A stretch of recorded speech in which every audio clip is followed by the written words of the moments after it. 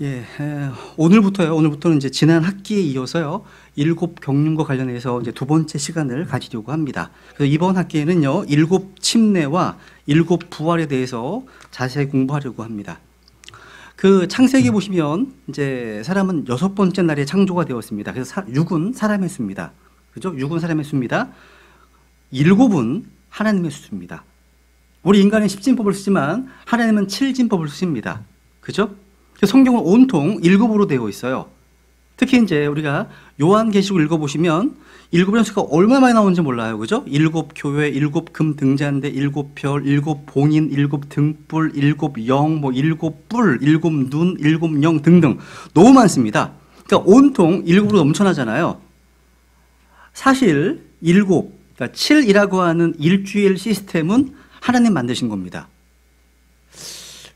주 5일제도 너무 좋은데 어떤 정당에서는 주 4일제를 도입한다 이런 약속도 했잖아요. 그죠? 야, 주 4일제? 유럽에서는 또 하는 나라도 있습니다. 또 주 3일제도 되겠는데 나중에는. 그죠? 하나님의 시스템은 7일 시스템이에요. 이제 우리가 성경을 통해서 하나님께서 역사하실 때마다 한 가지 깨닫는 원칙이 하나 있는데 그것은 바로 하나님께서는 7으로 일하시는구나. 7으로 일하시는구나. 성경 수리학에서도요. 7, 7은요. 하나님의 수로 정의하고 있습니다. 그래서 지난 학기에 우리는 성경에서 말씀하고 있는 7 신비에 대해서 공부했습니다. 또 7 심판에 공부했습니다. 기억하세요? 기억나시나요? 감사합니다. 기억이 나시는군요. 그렇죠. 기억이 안 나면 이게 정상이고요. 기억이 나면 공부를 하신 거예요. 복습을 하신 거죠. 네. 그래서 이번 학기에는 이제 7 침례와 7 부활에 대해서 한번 공부하려고 합니다. 그러니까 이런 내용들을 좀 자세하게 이제 마스터하시게 되면 성경 전체를 조감할 수 있게 됩니다. 성경의 흐름을 파악할 수 있게 되고요.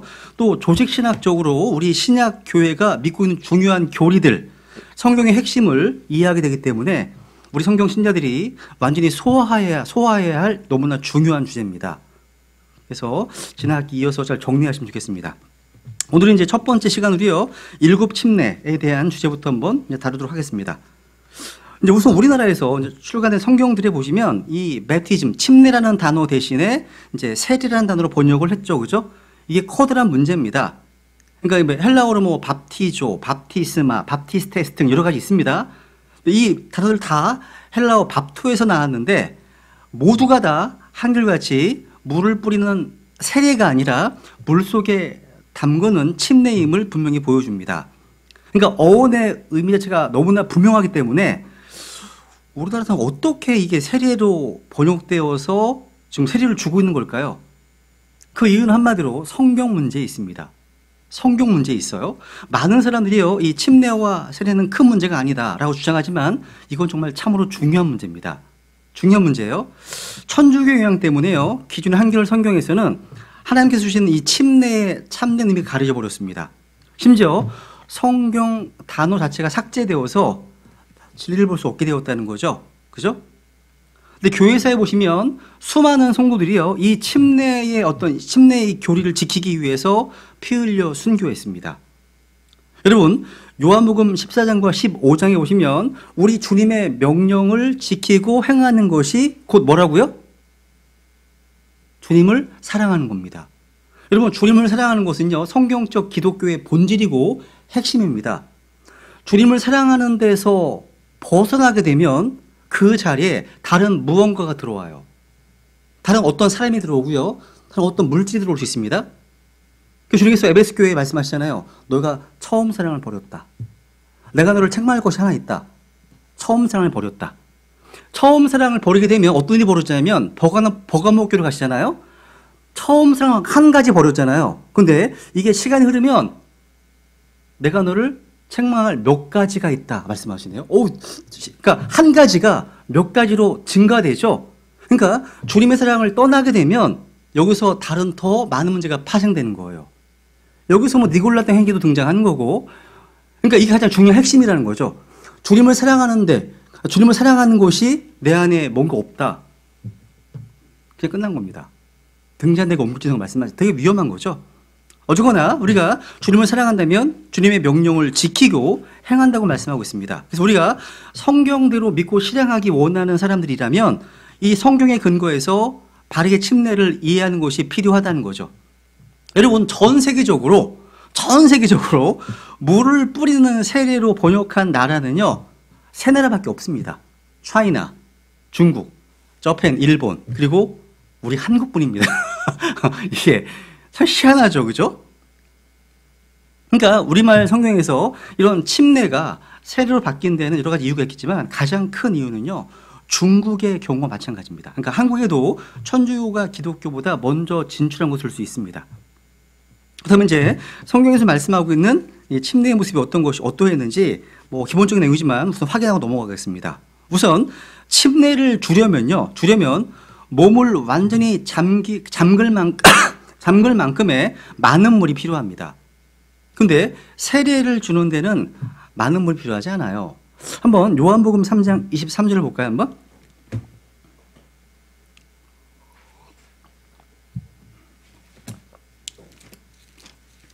요한복음 3장 23절. 요한도 살림에 가까운 에논에서 침례를 주니 이는 거기에 많은 물이 있었기 때문이더라. 또 그들이 와서 침례를 받으니. 그러니까 침례를 이제 실행하려면 많은 물이 있는 곳으로 가야 됩니다. 근데 세례를 받으려면 이 컵 한 잔이면 100명 줄 수 있어요. 100명. 컵 한 잔이면이죠. 어마어마하죠, 그죠? 또 사도행전 8장한테도 마찬가지예요. 그래서 이디오피아 내시가 침례 받을 때 길을 가다가 어떤 물의 이름에 들어가서 침례를 주죠. 마찬가지입니다. 그러니까 침례를 받으려면 직접 물 속으로 내려가야 합니다. 하지만 세례의 경우는 그렇지 않습니다. 그래서 여러분, 세례에 대한 방식이 여러 가지가 있어요. 물을 뿌리는 스프링클, 그러니까 물을 뿌리는 방식이 있고 물을 붓는 방식도 있습니다. 근데 이러한 실행들은 다 거짓입니다. 그러니까 침례는 물에 잠기는 것이 전부입니다. 한번 사도행전 8장 가보겠습니다. 사도행전 8장도 볼게요. 사도행전 8장 38절. 사도행전 8장 38절. 이디오피아 내시의 침례 장면인데요. 그가 명령하여 병거를 멈추게 한 뒤 빌립과 내시가 둘 다 물속으로 내려가니 그가 내시에게 침례를 주니라. 그들이 물속에서 나와 올라올 때 주의 영께서 빌립을 채워가심으로 내시는 그를 더 이상 보지 못하더라. 내시는 기뻐하며 자기 길을 가되. 되어 있죠? 야, 그러니까 침례는 물속, 강 속에서 받는 것이지만 세례는 그렇지 않습니다. 그래서 마태복음 3장 6절이나 요한복음 1장에 보시면 요한의 침례 가운데 물 속에서 요르단 속에서 침례를 받는 내용이 나옵니다. 그죠? 또 침례를 받은 뒤에는 물 속에서 나와야 하지만 세례는 그렇지 않죠. 그죠? 그러니까 성경은 한결같이 침례가 물 속에 잠기는 곳이라고 명확하게 규정하고 있습니다. 그래서 이제 앞으로 살펴보시게 되겠지만 이제 우리 그리스도인의 침례는요, 우리의 구원을 이루신 예수님의 죽으심과 매장되심과 부활하심을 상징적으로 보여주면서 특별히 우리의 성도들도 예수님과 똑같이 죽었다가 부활한 자들임을 보여주는 아주 중요한 의식입니다. 그래서 골로새서 2장 12절에 보시면 확인해 볼까요? 골로새 2장 12절.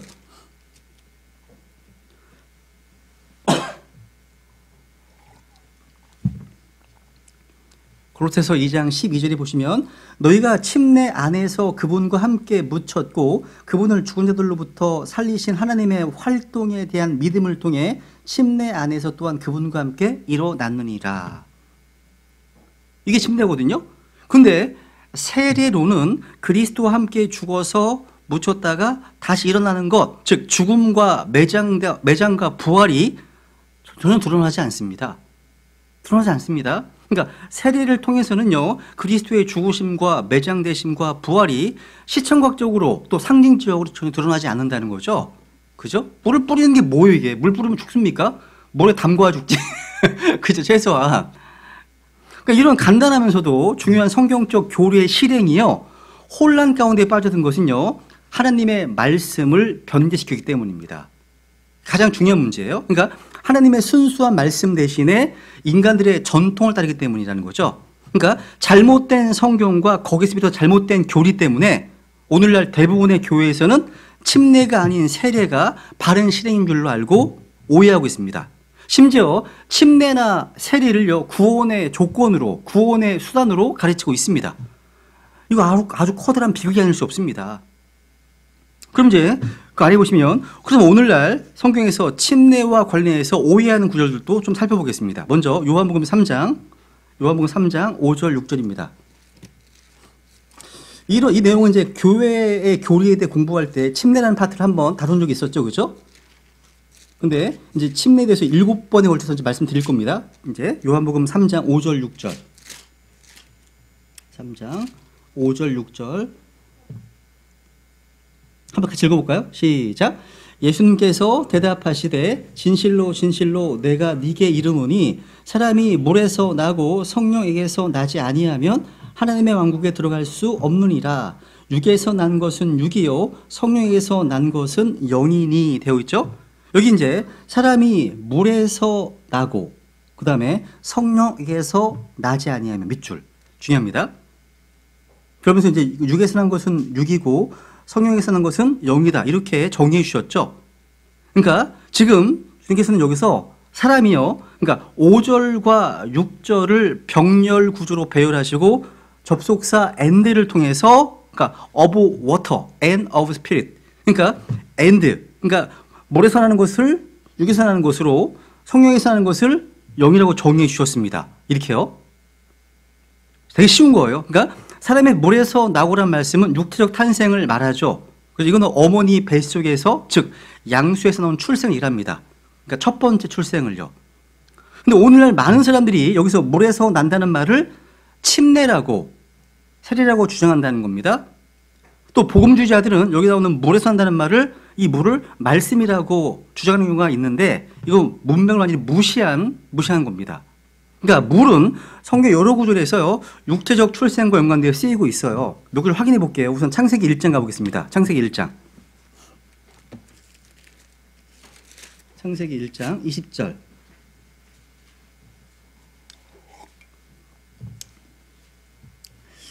하나님께서 이르시되 물들은 생명이 있어 움직이는 창조물과 땅 위 하늘에 열린 공창에서 나는 날짐승을 풍성히 내라 하시고, 이번 물들은 생명이 있어 이게 하고 있습니다.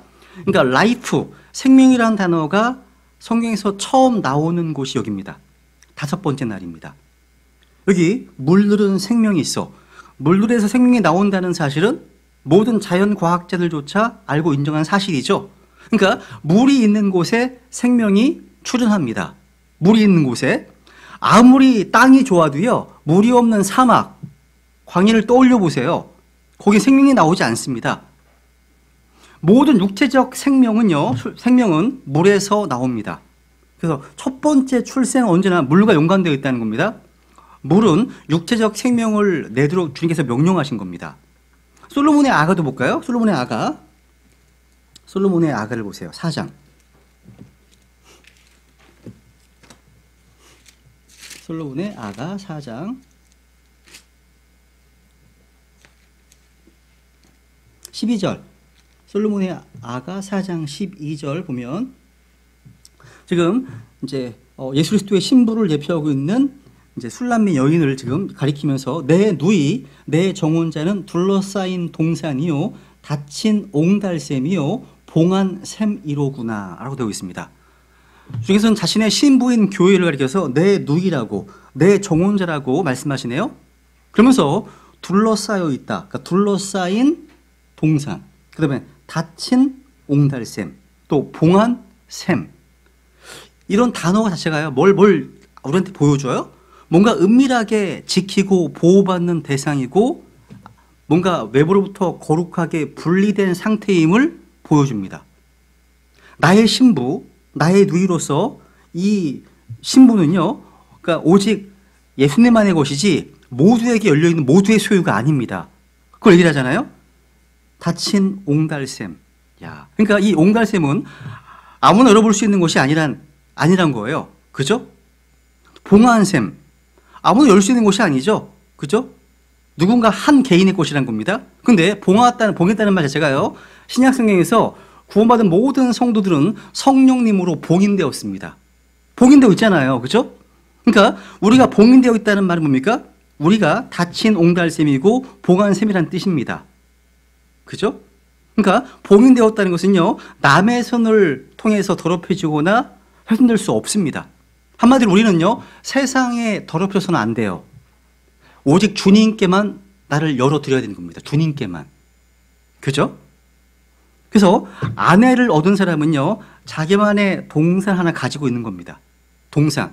아내를 동산으로 표현하고 있어요. 샘으로 표현하고 있죠. 그죠? 그러니까 닫힌 옹달샘 또 봉한 샘은 자기 아내를 크는 말이에요. 여기서 뭐가 나와요? 생명이 나오는 거예요. 여기서. 그래서 잠언 5장에 보시면 연관 구절 나오면 잠언 5장 가보세요. 한번. 잠언 5장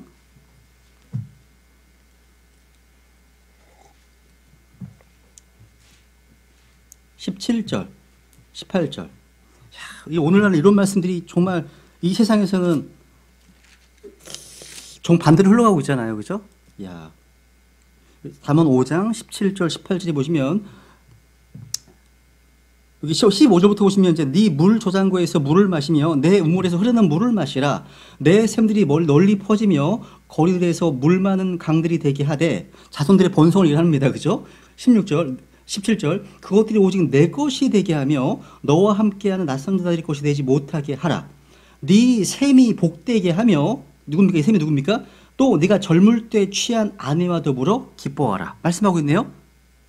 그러니까 아내는요 남편에게 생명의 열매를 낳아줍니다. 우리도 마찬가지예요. 구원받은 성도들은 주님께 열매를 맺어야 됩니다. 그러니까 샘이 있는 동산은요 열매를 맺습니다. 그죠? 또 볼게요. 이사야서 48장. 이사야서 48장 1절. 이사야서 48장 1절. 오 야곱의 집이여 이 말을 들을지어다. 너희는 이스라엘이라는 이름으로 불리고 유다의 물들에서 나왔으며 주라는 이름으로 맹세하고 이스라엘의 하나님을 언급하되 진실함도 의로움도 없이 하는도다. 되어 있죠? 여기 이제 야곱의 집 말씀하시면 너희는 유다의 물에서 나왔다 되어 있습니다. 이건 뭡니까? 피지컬, 육체적 출생을 말합니다. 물은 육체적 출생을 말하는 겁니다. 그래서 우리는 이 물에서 한번 나야 됩니다. 한번 나셨어요. 물에서 나신 거 전부 다. 또 성령님에게서 나야만 하나님 왕국에 들어갈 수 있습니다. 오늘날 기독교계에 스며든 악한 어떤 누룩 중 하나가 뭡니까? 이 침례, 세례를요 구원의 중요한 수단이나 조건으로 삼는 겁니다. 여러분 침례의 수단으로 물은요 생명의 출생이 아니라 죽음을 장사 지내는 겁니다. 침례해 줄 때 물은요. 그죠? 그러니까 물에서 나온 생명을 물로 장사 지내는 것이 바로 물침례거든요. 사실 여러분 물에서 난다 이 말은 유대인들이 거의 관용어고처럼 사용된 일상 용어였습니다. 다 금방 알아들어요. 알아듣습니다. 니고데모는 물에서 나는 것에 대해서 잘 알고 있었습니다. 근데 다시 태어나는 것은 못 알아들었죠. 그죠? 이건 물에서 나는 것이 아니라 또 성령에게서 나고 라는 말씀이 답변이라는 거죠. 그죠? 그래서 물에서 나고 또 성령에게서 나면 그는 다시 태어난 겁니다. 근데 이곳이요. 다시 요한복음 3장 다시 가보세요. 이 요한 3장에 기록된 이 구절이요. 개역 성경이나 현대 어떤 그런 역본들을 보시면 이거를 요한복음 3장 사람이 물과 성령으로 나지 아니하면 이렇게 번역했어요. 그러니까 물에서 나고 그리고 또 성령이 아니라 물과 성령 묶어버렸습니다. 그러니까 물과 성령을 하나로 처리해서 진리를 정확히 이해하는데 실패해버렸다는 겁니다. 뿐만 아니라 이 성경 말씀 자체에도 없는 원문에도 없는 저는 문맥에도 전혀 어울리지 않는 침례라는 말을 집어넣어서 해석합니다. 그래서 물 침례를 구원의 조건으로 필수 요소로 규정해버리고 말았다는 거죠. 되게 황당한 겁니다. 이게. 주님은 지금 물 침례를 말씀하신 것이 아닙니다. 육신의 출생과 영의 출생에 대해서 말씀하신 겁니다. 물론 이제 복음주의자처럼 이 물을 말씀으로 또 성령님으로 예표된 케이스인데 성경에 많이 나옵니다. 그죠? 에베소 5장 하나 볼까요? 에베소 5장. 26절. 에베소서 5장 26절. 복음 주자는 그나마 낫죠. 성경적인 백업 구조는 있으니까. 문맥에서는 벗어났지만. 그죠? 에베소서 5장 26절. 이것은 그분께서 말씀을 통해 물로 씻음으로 교회를 거룩히 구별하고 정결하게 하려 하심이요. 되어 있네요. 그러니까 말씀을 통해 물로 씻으면 거룩히 구별되고 정결하게 됩니다. 여러분이 성경을 읽지 않는 삶을 살고 계시다면 하나님 보시기에 더러운 겁니다. 매일매일 씻으시잖아요. 그죠? 물로 씻고 세수도 하고 목욕 샤워도 하시잖아요. 말씀의 물로 매일매일 샤워하지 않으시면 냄새가 나기 시작합니다. 그죠? 주께서는 요한복음 15장 3절에서 내가 너희에게 일러준 말로 깨끗하게 되었다 하셨습니다. 그러니까 이 말씀은요, 더러움을 씻어주는 물입니다. 그죠? 근데 여러분, 물이 없어. 그러니까 물이 부족하거나 물이 없다고 생각해 보세요. 깨끗하게 씻을 수가 없습니다. 마찬가지예요. 말씀을 읽지 않는다? 그러면 깨끗한 마음과 선한 양심을 유지할 수가 없습니다. 그래서 가장 좋은 신랑감, 가장 좋은 신부감 누굽니까? 말씀을 깊이 공부하는 크리스찬이 가장 좋은 신랑감이에요. 왜? 가장 깨끗하니까, 거룩하니까. 그죠? 말씀을 읽지 않고 세상 스펙이 되게 좋아. 하나님 보시기에는 더러운 겁니다. 더러운 거예요. 이렇게 성경에서 말씀이 물로 외피된 케이스는 많이 있습니다. 문제는 그것이 결코 물침례를 의미하지 않는다는 거죠. 그러니까 근데 이름에도 불구하고 이런 구절들을 물침례로 보는 이유는 성경에 따라서 진리를 배우는 것이 아니라 이미 자신들이 정한 신학 교리에 따라서 성경을 보기 때문이에요. 그러니까 킹제임스 성경과 현대 역본들이 이 구절에서 얼마나 큰 차이를 보이고 있는지 직접 비교해보면요, 놀라지 않을 수 없습니다.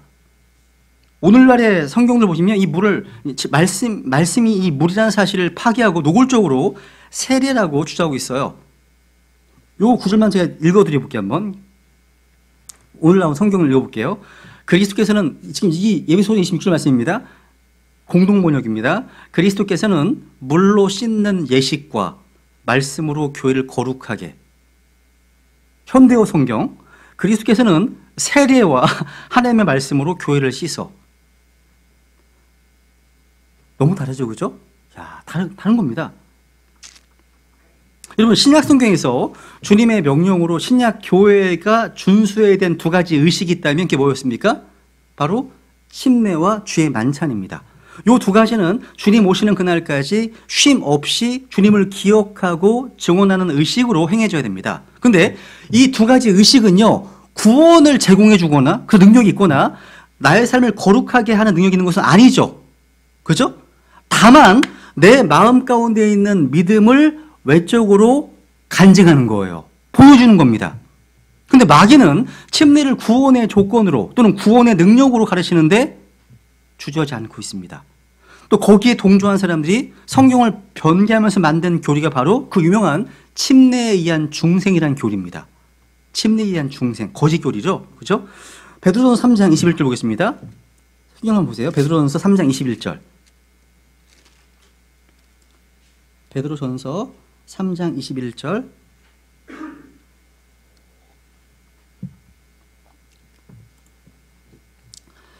그 일과 동일한 모형, 곧 침례가 예수 그리스도의 부활 말미암아 이제 또한 우리를 구원하나니, 이것은 침례는 육체의 더러운 것을 제거한 것이 아니요 선한 양심이 하나님을 향하여 응답하는 것이니라. 그러니까 침례는 모형입니다. 동일한 모형일 뿐 실체가 아닌 거죠. 그죠? 우리는 물침례를 통해 구원받는 것이 아닙니다. 물침례는 또 육체의 더러운 것, 죄를 제거한 것이 아니라 하나님을 향한 선한 양심의 응답이라고 말씀하고 있습니다. 이게 성경적 침례에 대한 정의입니다, 이것이요. 그죠? 야.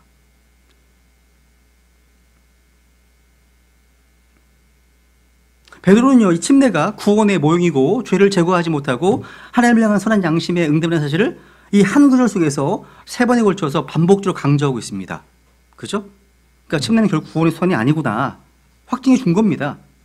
근데 이 구절도요, 킹제임스 성경을 제외한 다른 성경들은 다 변개시켰습니다. 읽어드려 볼게요. 표준 세번역. 그것은 지금 여러분을 구원하는 세례를 미리 보여주는 것입니다. 아주 황당합니다. 현대생 마찬가지입니다. 다 구원의 조건으로 세례를 언급하고 있어요. 그러니까 같은 내용이 아니라는 거죠. 같은 성경이 아닙니다.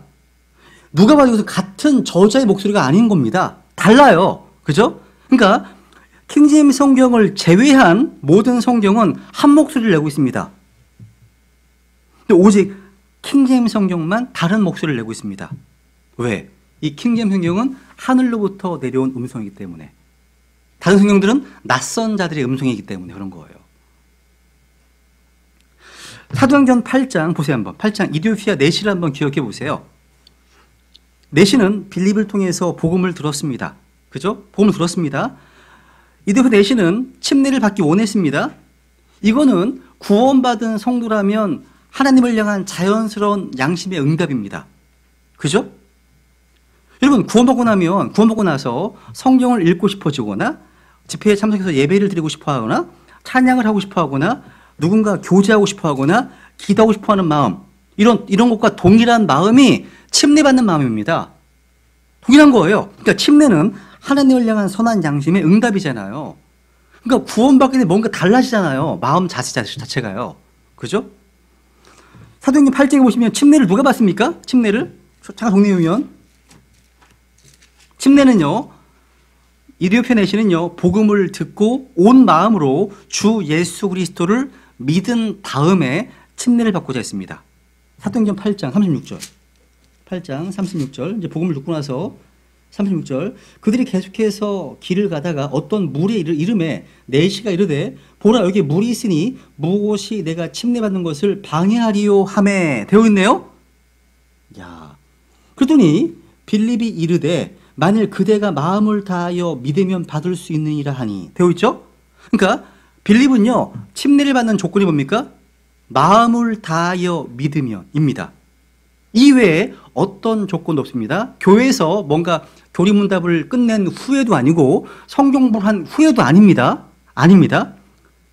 뭔가 선행을 하면 율법을 지키면 이런 조건이 더해지지 않았습니다. 그러니까 침례의 필수 조건은 뭡니까? 마음으로 예수 그리스도의 주되심을 믿는 겁니다. 믿는 거예요.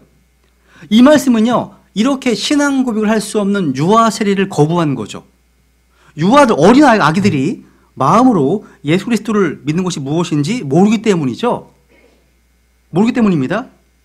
침례는 믿음의 고백인 거예요. 최근에요. 그런 일이 있었어요. 제가 저희 아내한테도 보여줬는데 하여튼 얼마 전에 얼마 안 된 것 같은데 갑자기 카톡으로 연락이 저한테 왔어요. 이름이 하여튼 어떻게 되는 모르겠는데 알고 보니까 9살인 거예요. 저희 교회에서 누군가 전해준 전도지 긴 여행을 보고 나서 카톡으로 안녕하세요 하면서 연락이 온 거예요. 그래서 당신은 누구세요? 나한테 연락이 왔어. 9살짜리 애가. 근데 전도지를 듣고 나서 아이가 되게 재밌었나 봐. 내용 자체가요. 되게 신기했나 봐요. 지금도 계속 주고받고 있어요. 야, 제가 어떻게 부르면 되나요? 그래서 영성님이라고 불러봐. 지금 재밌게 서로 얘기하고 있거든요. 이메일로 나 먼저 왔다가 카톡으로 지금 주고받고 문자도 주고받고 있는데 그러니까 이런 아이들은 9살이지만 뭔가 복음을 듣고서 반응을 보이는 거잖아요. 너무 감사한 거죠. 오늘도 여기 이제 신학원 오는데 안성에서 연락이 왔습니다. 문자가 왔습니다. 제가 전도지가 좀 더 필요한데 보낼 수 있냐고. 다른 거 다 많이 보내주겠다. 내가 그랬거든요. 이런 연락을 받는데 기뻐요. 그러니까 예전만 하더라도요. 예전에는 뭐 반응이 대부분 다 부정적입니다. 뭐 찾아가겠다, 거기서 뒤집어 엎겠다, 교회를 뭐 이런 반응이었는데 선물과 같이 주니까 마스크와 함께 주니까 너무 잘 받고 반응도 괜찮습니다. 욕하는 분들이 이제 별로 없는 것 같아. 야, 내 머리에 마음을 여는구나.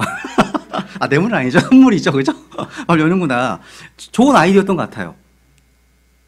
근데 어쩌거나 예수님에 대한 신앙 고백을 할 수 없는 아이들은 이건 침례 받을 수가 없는 거죠. 그럼 아이한테 뭘 세례를 줍니까? 제가 진리신대교회에서 파송받고 나서요. 3개월 동안 쉴 때가 있었거든요. 그때 이제 일반 제도권 교회를 제가 별로 안 가봐서 잘 몰라요. 그래가지고 우리나라에서 좀 큰 교회를 좀 몇 군데 적이 있어요. 근데 마침 여자 목사가 하는 어떤 교회를 갔었어요. 가족을 더 함께. 근데 마치 그날 세례식이 있었던 거죠. 설교하기 전에 애기들이 다 나와서 막 이렇게 안고 있더라고요. 그러면서 이제 물을 이제 뿌리면서 헬전으로 막 그러고 계시더라고요. 너무 웃긴 거예요. 너무 웃기고 이상한 거예요. 얘네들이 뭐, 그러니까 성경과 전혀 관계없는 그냥 잘못된 전통이죠. 그죠? 그러니까 침례를 받는 조건은 뭡니까? 그냥 지적 동의가 아니라 마음으로 믿는 믿음입니다.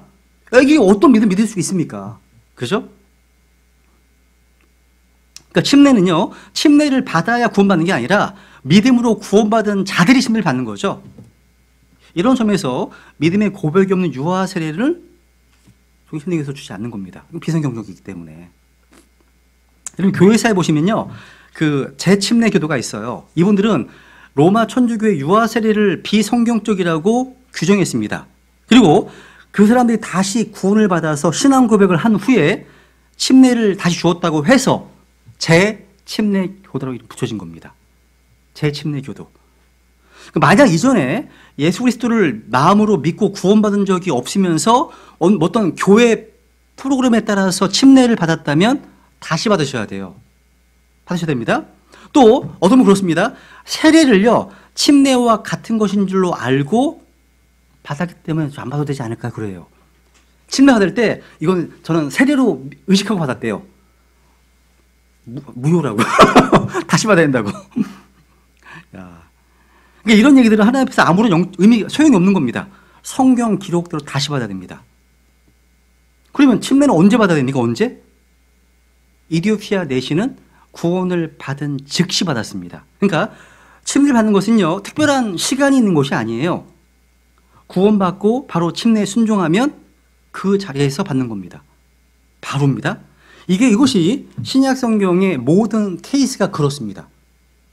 그래서 성도들이 믿는 독립침례 교회들은요, 이 강단이 침례가 같이 되어 있습니다. 이 강단 아래가 침례를 할 수 있는 모양으로 구성되어 있어요. 그래서 이걸 젖히면 바로 침례를 줄 수가 있습니다. 괜찮은 것 같아요, 이게요. 그죠? 괜찮은 것 같습니다. 사도행전 16장에 보시면요, 사도 바울이 빌립보 간수 가족들에게 복음을 전해줬습니다. 그들이 다 믿고 구원받습니다. 그러자 구원받자마자 온 가족이 뭘 주었습니까? 침례를 줬습니다. 침례 줬어요. 그러니까 교회 회원이 되면 침례 주는 것이 아닙니다. 어느 정도 성경을 배우면 받는 것이 아니에요. 성경은요, 침례를 누가 받아야 되는지, 침례를 언제 받아야 되는지를 정확히 기록하고 있습니다. 성경대로 하면 돼요. 됩니다.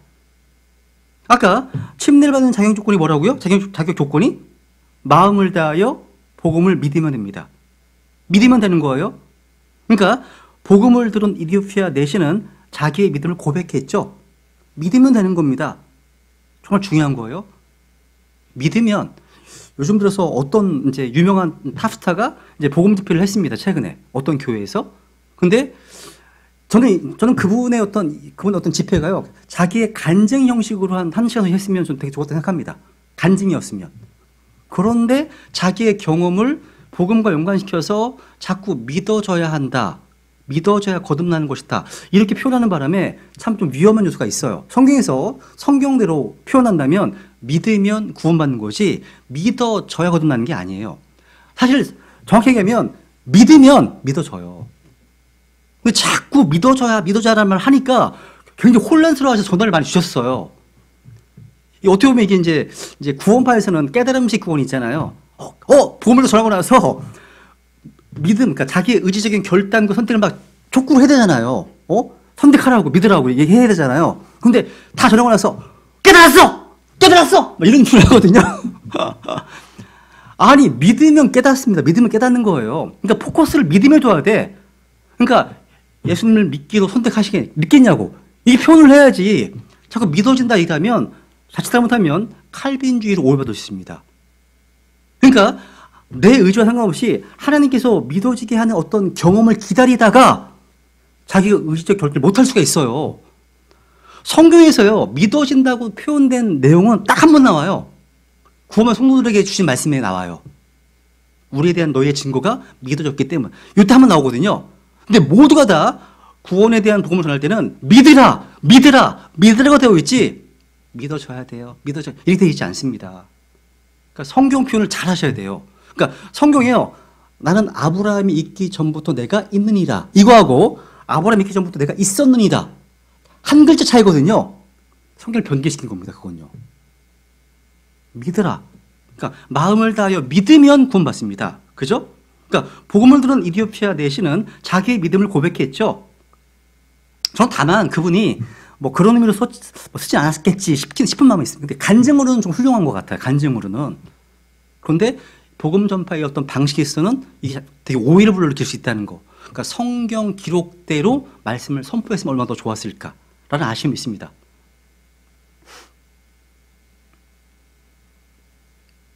어쨌거나 미도표 내시는요, 믿자마자 즉시 침례를 받았다는 거죠. 그럼 이제 우리는 왜 침례를 받습니까? 침례를 왜 받습니까? 우선 주님의 명령이기 때문에. 그죠? 아버지와 아들과 성령의 이름으로 침례를 주라. 주님 명령하셨잖아요.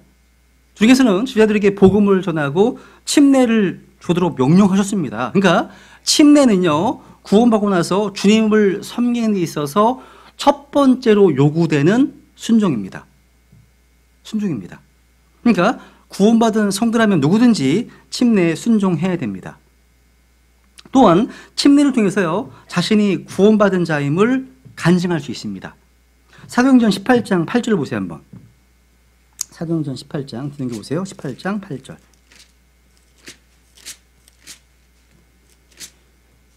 사도행전 18장 8절. 회당에 우두머리 치리자 그리스보가 자기의 온 집과 함께 주를 믿었으며 고린도 사람들 중에 많은 이들도 듣고 믿어 침례를 받더라. 듣고 믿어 침례를 받더라. 그러니까 듣고 믿은 자들이 해야 할 첫 번째 일이 뭡니까? 침례에 순종하는 겁니다. 앞에 사도행 16장 15절을 보세요. 16장 15절.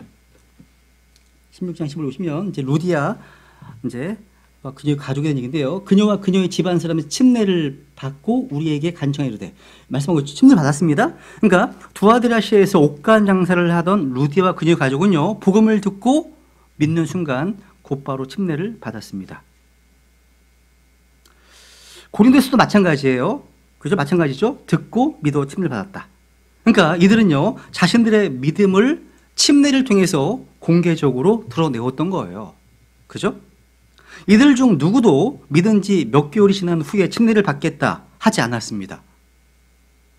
사도들은 나중에 믿음이 좋아지면 침례 받아도 돼, 이렇게 얘기하지 않았어요.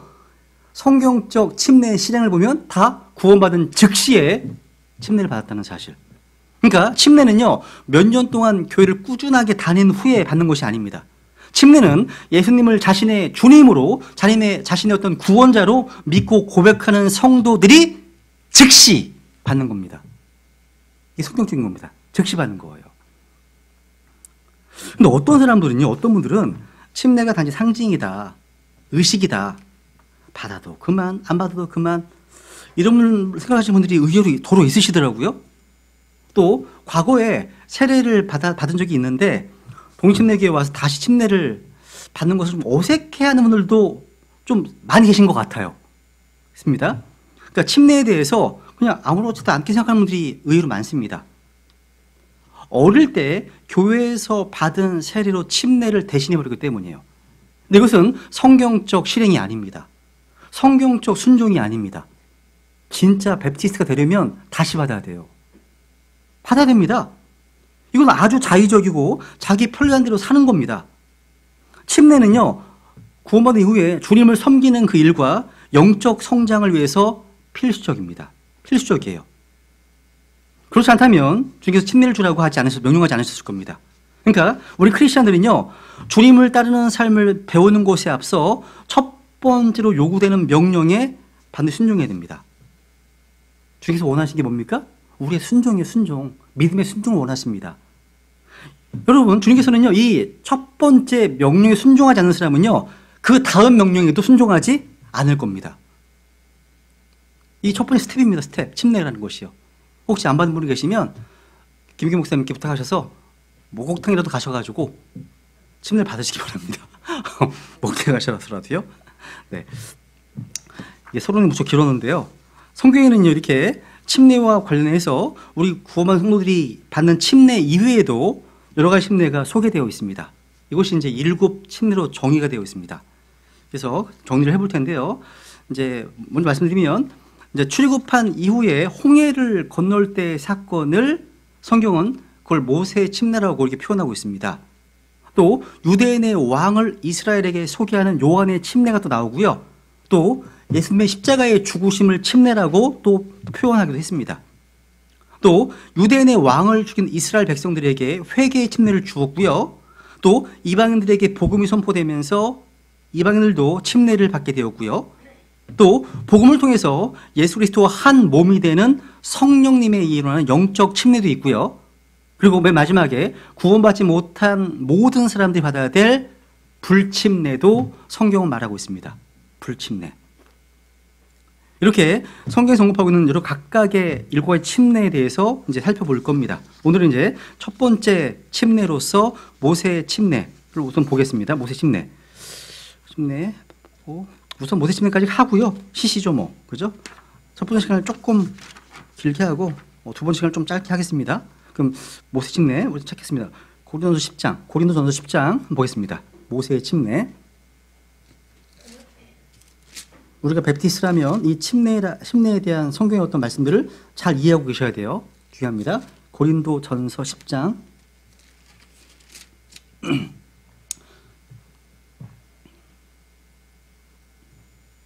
1절 2절 같이 읽습니다. 1절 2절 시작. 또한 형제들아 나는 이것을 너희가 모르기를 원치 아니하노니 곧 우리 조상들이 다 구름 아래에 있고 모두 바다를 지나가며 모두가 구름과 바다 속에서 모세에게로 침례를 받고 되어 있네요. 여기 보면 바울이 얘기합니다. 나는 너희가 이것을 모르기를 원치 않는다. 바울은요, 우리 성도들이 몰라서는 안 되는 것, 반드시 알아야 될 한 가지 진리를 말씀하시면서 침례에 대한 것을 증언하고 있습니다. 바울은요, 출애굽한 이스라엘 백성들이 홍해를 건넌 이 사건을 오늘 우리 신약 성도들이 모르기를 원치 않습니다. 이 말씀에 보시면요, 홍해를 건넌 사건, 이것은 이스라엘 민족이 받은 침례였다고 되어 있습니다. 구약의 사건은요, 매 사건마다 영적 의미가 있습니다. 그래서 이제 보시면 3절에 영적 음식, 4절 영적 음료가 나와 있죠. 그죠? 영적 반송이 나와 있죠. 영적 의미가 있어요. 홍해를 건넌 모든 사람들은 다 구름과 바다 속에 침례를 받았습니다. 여러분, 물에 들어가는 것은 죽음이고요. 물에서 나오는 것은 부활이죠. 물에 들어감으로 인해서 세상에 대해서 죽고 물에서 나옴으로 하나님께 대해서 살아났습니다. 이스라엘은요, 물에 들어감으로 이 세상의 예표인 이집트와 단절되고 약속의 땅을 향한 순례가 시작되었습니다. 홍해로 들어가지 않았다면 이들은 다시 파라오에게 붙잡혀서 이집트의 종이 되고 말았을 겁니다. 홍해 바닷속으로 들어가는 길은요, 추격하는 파라오와의 완전한 단절을 의미하는 거죠. 그죠? 야, 하나님께서요, 우리를 세상에서 건져내실 때 가장 먼저 통과하게 하시는 것이 죽음입니다. 죽음. 바닷속으로 들어가라는 것은요, 한마디로 너 죽으러 가라는 말입니다. 죽으러 가라는 말이에요. 죽음만이 이 세상으로부터 단절될 수 있는 방법이거든요. 성경에 되게 많이 말씀하십니다. 하나님께서 우리를요, 죄로부터 건져내실 때 가장 먼저 겪게 하시는 일이 바로 죽음입니다. 하나님께서 우리를 율법의 저주로부터 우리를 건져내실 때 가장 먼저 하시는 게 뭡니까? 역시 죽음입니다. 죽음만이요, 우리를 세상으로부터 또 죄로부터 또 율법의 저주로부터 단절시켜 주시고 해방시켜 주시고 자유를 주십니다. 그래서 여기 1절에 나와 있는 우리 조상들이 다 구름 아래에 있고 모두 바다를 지나가며, 이 말씀은 그들이 모두 죽음을 통과했다는 말씀입니다. 여러분, 혹시 구약 성경에 보면요, 그 율법에 침례에 관한 규정이 있습니까? 나옵니까? 본 적 있으세요? 없습니다. 그러니까 구약의 율법에는요, 침례에 관한 구약이 없습니다. 창세기부터 말라기까지 어디를 보아도요, 침례란 단어를 발견할 수 없습니다. 율법 어느 규정에 봐더라도요, 백성들에게 침례를 주라? 이런 말이 없어요. 할례에 대한 규정은 나오지만, 여러 번 나옵니다. 침례에 대한 말씀은 없는데, 신약 성경에 보니까 구약 성도들이 받은 침례에 대해서 기록이 있다는 겁니다. 이렇게요. 야, 이스라엘 백성들은 이집트 군대의 추격을 피해서 홍해를 건넜습니다. 하나님은 모세가 든 손에 든 막대기를 바다 위로 내밀라고 하셨죠. 출애굽기 14장에 보시면 그때 홍해가 갈라졌고 백성들은 바다의 물 위가 아니라 바다 한가운데를 지나 마른 땅 위로 갔습니다. 위에는 구름 기둥이 있었습니다. 양 옆은 바다에 물이 있었습니다. 200만 명이 넘는 이스라엘 백성들이 바다의 물 속에 있고 그 위를 구름 기둥이 덮어버린 모습. 이것은 이스라엘 민족 전체를 홍해에 장사 지낸 모습과 같습니다. 이것을 수장이라고 합니다. 수장. 이스라엘 민족은요, 이집트에서 유월절 어린 양의 피를 통해서 구원받았습니다. 그리고 홍해를 건너면서 침례를 받았던 겁니다. 침례를. 출애굽기 14장 한번 확인해 볼게요. 14장 21절, 22절. 출애굽기 14장 21절, 22절.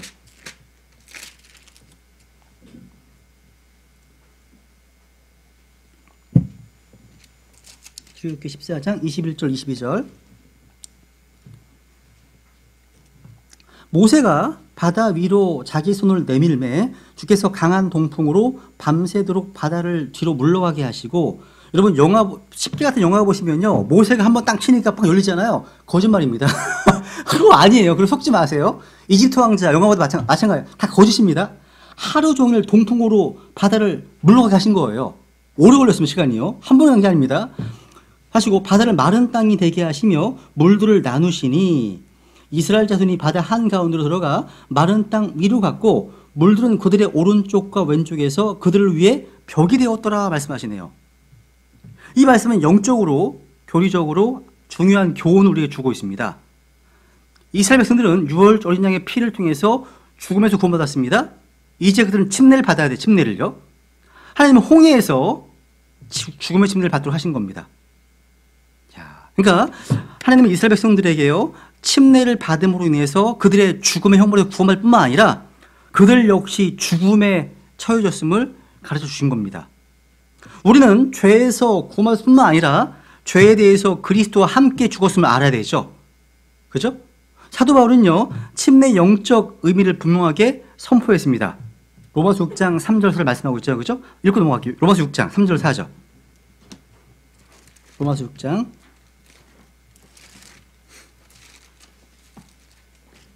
3절, 4절. 예수 그리스도 안으로 침례를 받은 우리가 다 그분의 죽음 안으로 침례를 받은 줄 너희가 알지 못하느냐? 그러면 우리가 죽음 안으로 침례를 받아 그분과 함께 묻혔나니 이것은 그리스도께서 아버지의 영광을 힘입어 죽은 자들로부터 일으켜진 것 같이 우리도 생명의 새로움 속에서 걷게 하려 함이라. 우리도 마찬가지입니다. 분명히 죽었습니다. 하나님은 우리를 죽음에 처하게 하셨고 다시 그 죽음에서 나와서 생명의 새로움 가운데 거하게 하셨습니다. 이게 우리의 삶입니다. 삶이죠. 그죠? 그러니까 홍해를 건넌 사건은요, 신약 성경에서 우리 주님께서 무덤에서 부활하신 사건에 비견될 정도의 큰 사건입니다. 구약 성경에서 계속 언급되는 사건이에요. 하나님께서는 대언자들을 통해서 말씀하시고 자신을 계시하실 때 이 홍해 사건을 자주 말씀하심으로써 이스라엘 구원자이심을 증거하셨습니다. 우리가요, 십자가와 부활을 늘 기억해야 하는 것처럼 구약의 이스라엘 백성들은 아브라함과 이삭과 야곱의 하나님과 더불어서 홍해를 가르신 하나님, 출애굽 하나님을 늘 기억해야 했다는 겁니다. 그래서 다시 말씀드리지만 유월절 어린 양의 피를 뿌린 사건이 십자가에 해당하는 구원의 모형이라면 홍해의 사건은 죄와 세상과 완전히 단절된 구원받은 성도의 삶을 나타내는 모형인 겁니다. 그러니까 이집트에서 가나안 땅에 이르기까지의 출애굽의 여정은요, 우리 성도들의 일생을 보여주는 거예요. 예표죠. 그죠? 하나님은 이스라엘 백성들이 이집트나 광야가 아닌 가나안 땅에 살기를 원하셨습니다. 이집트는 세상, 가나안은 그리스도 안에서 우리가 얻게 되는 상속 유업을 나타냅니다. 거기에 전쟁이 있습니다. 싸워야 될 원수들이 있잖아요. 싸워서 유업을 쟁취해야 되는 거예요. 가나안 땅은 천국에 대한 예표가 절대 아닙니다. 아니에요. 하지만 대부분의 이스라엘 백성들이 이집트를 나온 후에 불신과 불순종으로 광야에서 죽었던 것처럼 육신적인 크리스찬들은요, 가나안에서 삶을 맛보지도 못한 채 육신대로 살다가 죽고 맙니다. 비극이에요. 비극입니다. 물론 이들도 어린 양의 피를 통해 구원받았습니다. 홍해를 통과하는 침도 받았습니다. 불기둥과 구름기둥으로 옆에 성령의 인도하심을 받은 경험도 있지만 그들의 마음이 이집트에 있어. 또 그들의 몸은 여전히 불신 가운데 있어요. 광야에 머물고 있다는 광야예요. 믿음을 통해서 하나님의 약속으로 주어진 상속 유업을 받기보다는 당장 눈에 보이는 현실과 환경으로 인해서 불평과 불만을 드러낸다는 거죠. 이게요. 홍해 바다는요, 이스라엘 백성들에게 생명이 아니라 죽음의 바다였습니다. 그러면 이스라엘 백성들은 그 모세를 통해서 이 바다를 마른 땅처럼 건넜습니다. 사실 이 구절은요, 수기 14장 이 말씀은요, 교리적으로 예표적으로 보면 구원받은 성도들의 휴거받을 때 저 하늘에 있는 기쁨의 바다를 통과하는 장면을 미리 보여준 사건입니다. 이 교리적인 내용입니다. 우리는 모두 이 땅에서 이제 공룡을 돌림받을 거예요. 그죠? 그날이 기다리시지 않으세요? 그죠? 저 하늘에 도달하기 위해서는 깊은 바다를 통과해야 되거든요. 성경에. 저 위에 둘째 하늘 위에 깊은 물이 있습니다. 통과할 겁니다. 그죠? 그래서 우리는 지금 7교회 가운데 마지막 라오디게아 교회 시대의 끝에 와 있어요. 재밌죠, 여러분? 여러분, 요한계시록 2장과 3장은 7교회가 나와요. 그죠? 요한계시록 1장에 보시면 영광 가운데 계신 그리스도께서 환상으로 나타나고 계십니다. 1장은요. 그리고 요한계시록 4장에 보시면 영광 가운데 있는 24장로로서 대표되는 교회가 있어요. 그래서 이 교회는 휴거되어서 주님과 함께 영광 가운데 있는 모습이 등장하잖아요. 그 사이에 계시록 2장 3장이 기록되어 있는 거예요. 근데 우리는 지금 라오디케아 교회 시대 끝에 와 있어. 조만간 나팔이 울릴 거예요. 나팔이. 요즘 러시아 우크라이나 되게 시끄럽잖아요. 설레셔야 돼요. 막 이런 것들이. 3, 4년 일어나는 거 아니야? 1차 세계대전, 2차 세계대전이 이스라엘 백성들로 하여금 자신의 땅으로 돌아가게 했던 것처럼 3차 세계대전도 마찬가지입니다. 이스라엘로 유대인들이 다 불러 모을 겁니다. 그죠? 성경에 러시아는요, 다니엘서 7장에 보시면 곰으로 예표돼요. 곰으로. 이 곰의 입에 새 갈빗대가 물려 있잖아요. 그 중에 하나가 우크라이나입니다.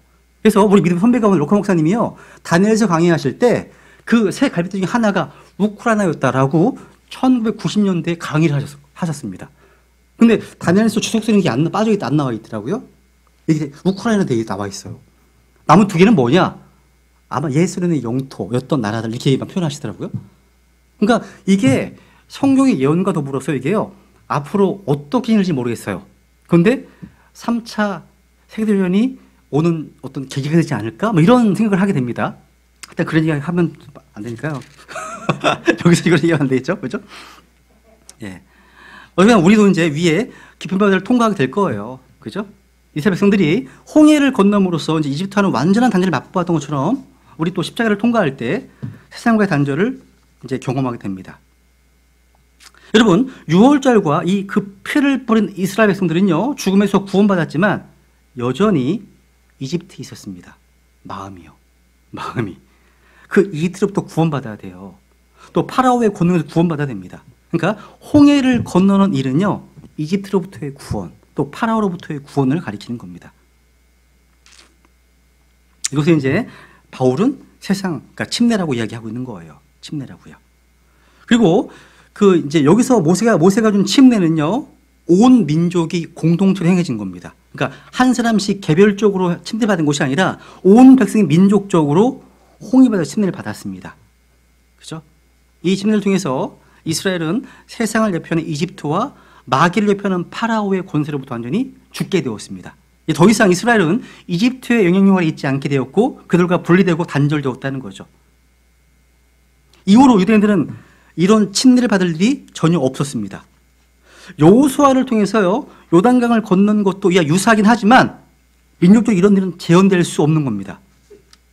하나님께서는 이들이 가나안 땅에 들어가면 강이나 바다로 가서 이런 침례식을 거행하라, 이런 명령을 주지 않으셨습니다. 조상들이 이집트를 나올 때 받은 침례로 온 민족이 다 침례를 받은 거거든요. 한 번으로 끝인 겁니다. 그죠? 예, 그럼 잠시 쉬었다가 두 번째 요한의 침례로 나가겠습니다. 네, 쉬겠습니다.